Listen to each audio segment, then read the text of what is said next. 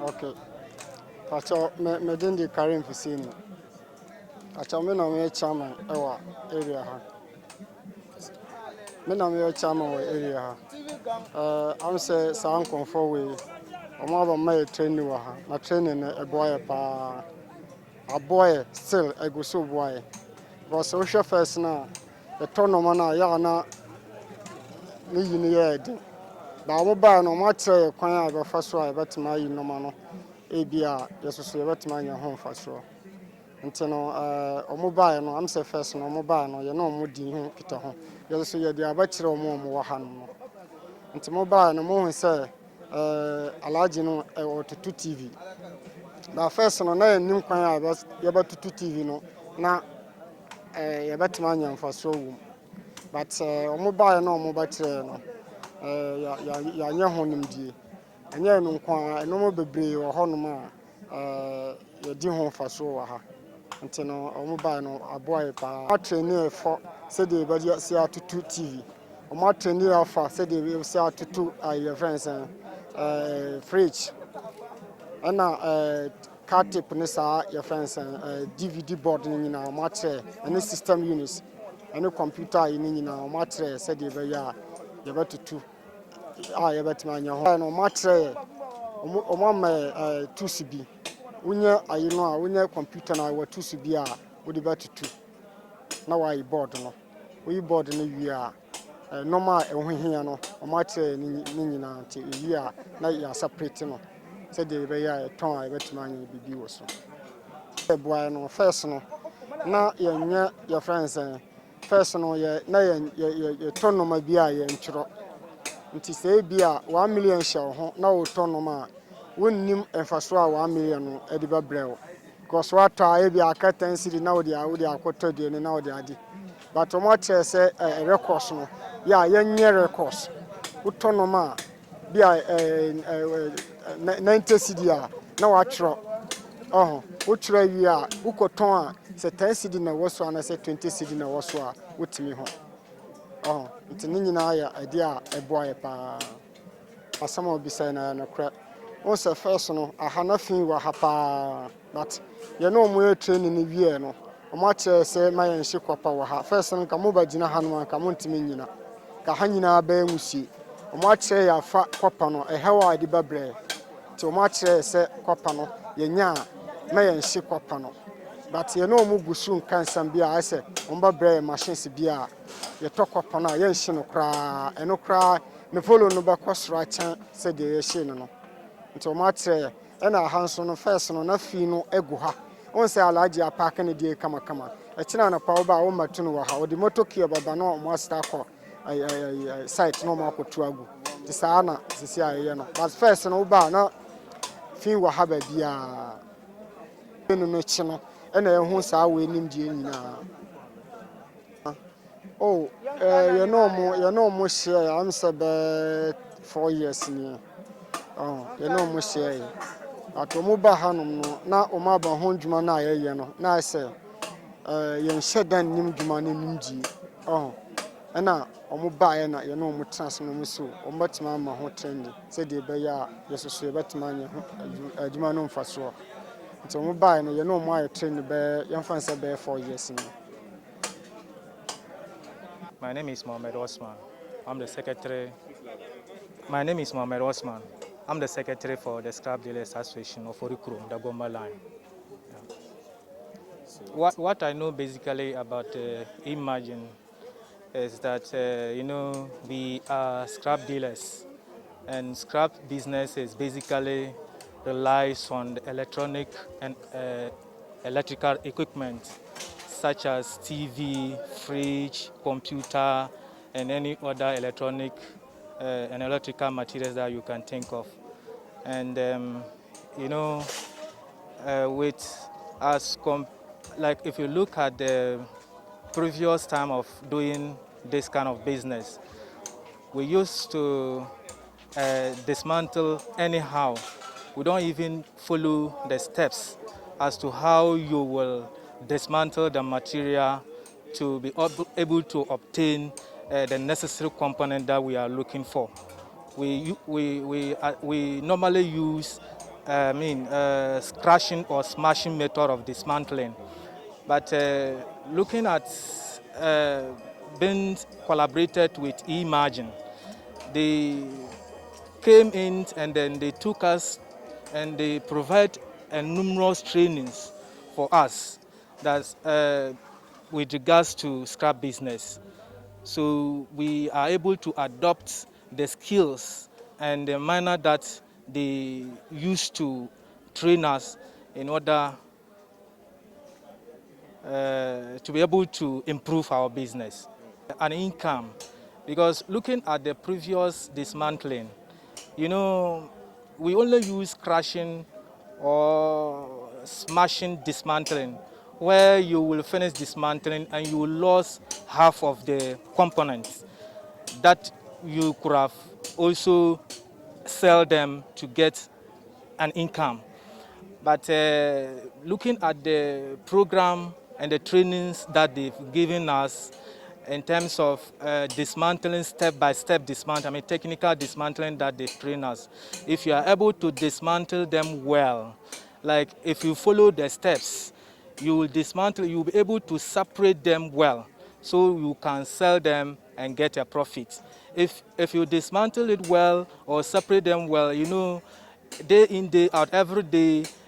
people who used to, let's say repellers,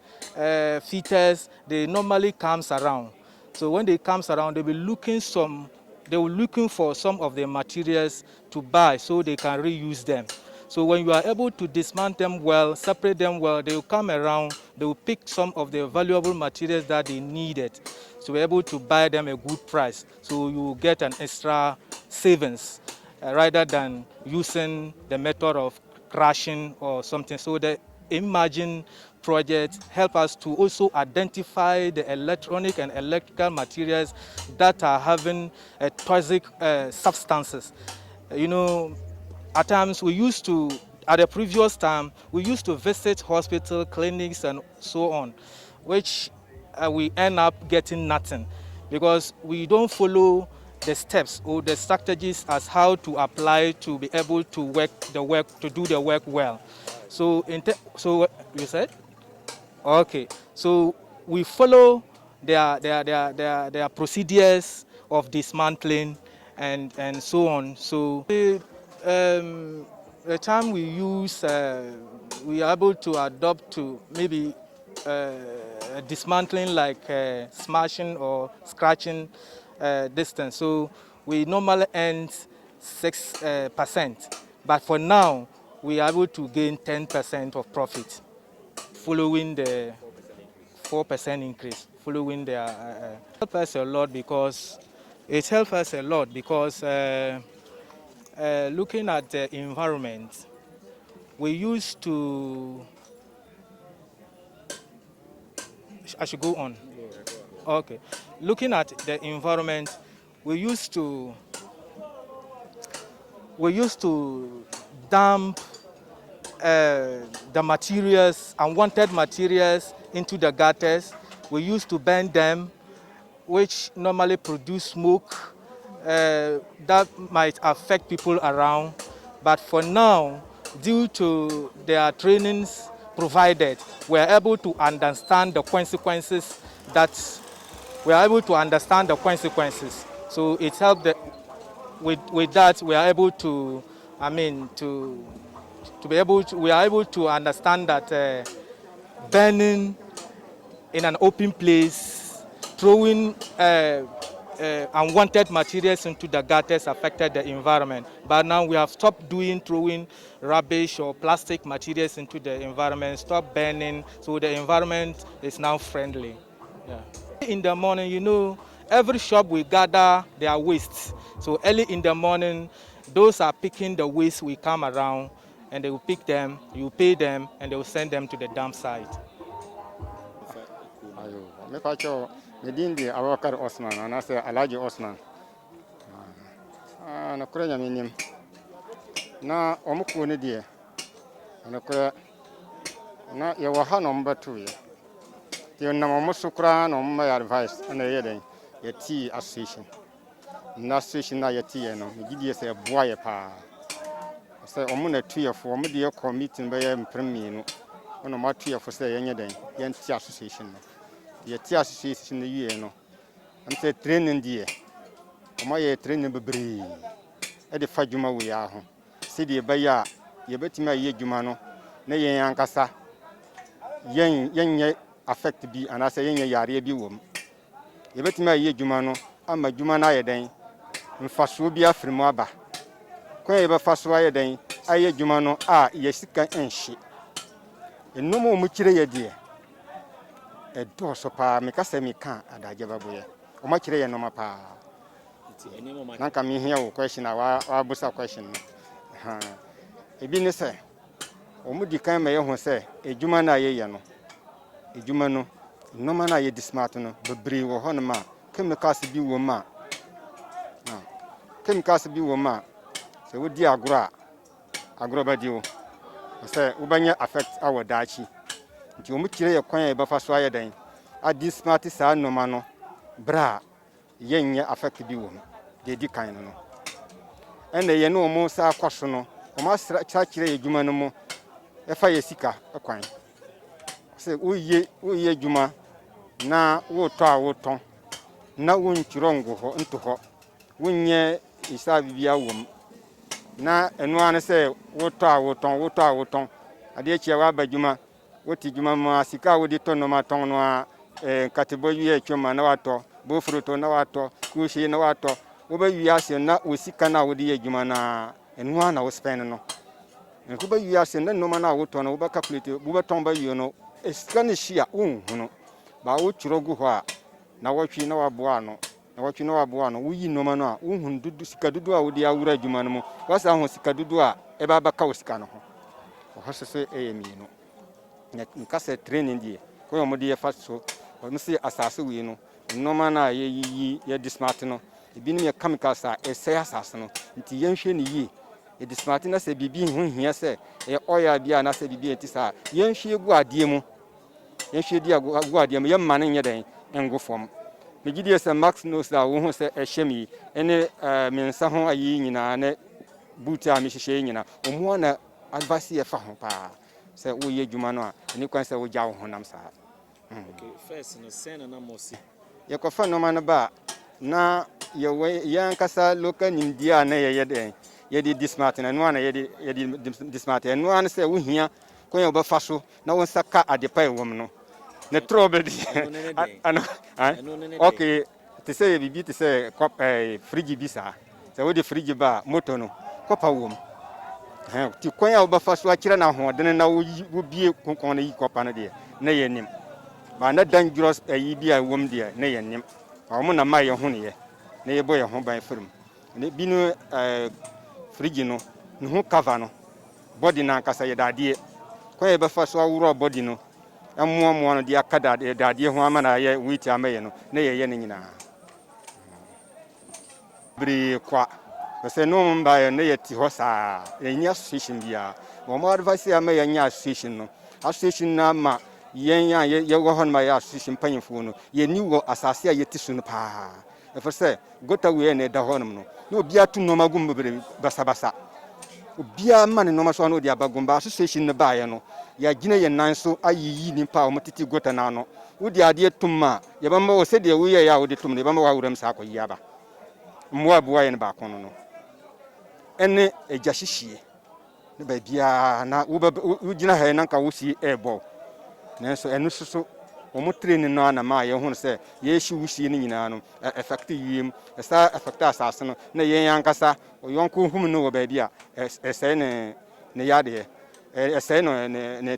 na ho dene nti ni nyina no efiri wo mo ho na ye nya sa nyansa na editi ha nti wo ba ha no ka wo ba ha ka wo ba hu se be bia ni ma da ho beberebe ho se me boa me di ago ho eye motokia ma na ya maso ye di akọ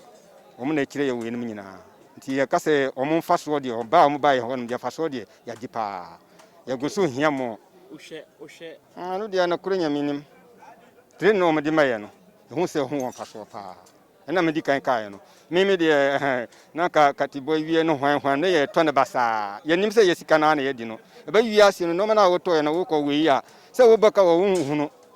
won chiro nto ho nti wo ko we ya se wo abaka wo wa ko woni ma won hu no nti sika no wo ha bo ho na sika no asa unhu ba dia sika no ka ba o mutire ye saade no ma me firfie kurampo a me yire no me ma o mboko school ne ko ma mba bo ni nyina na me kiro ni nyina to ho so se sika na me de ye adwuma no a enu a na me ye den me spend wo fie no busia na hia sika me spend na me kiro to ho ko pem se me ma yi no ma ni nyina no na ma bo ni nyina calculation na hu se expenses na me ye no ene no ma na me ton no ma nya fa so a na se ma boka nti omo honum de anakura nyame emeye koyenim ye nkoyechi se train of the mama papa point se de e wo mi inshallah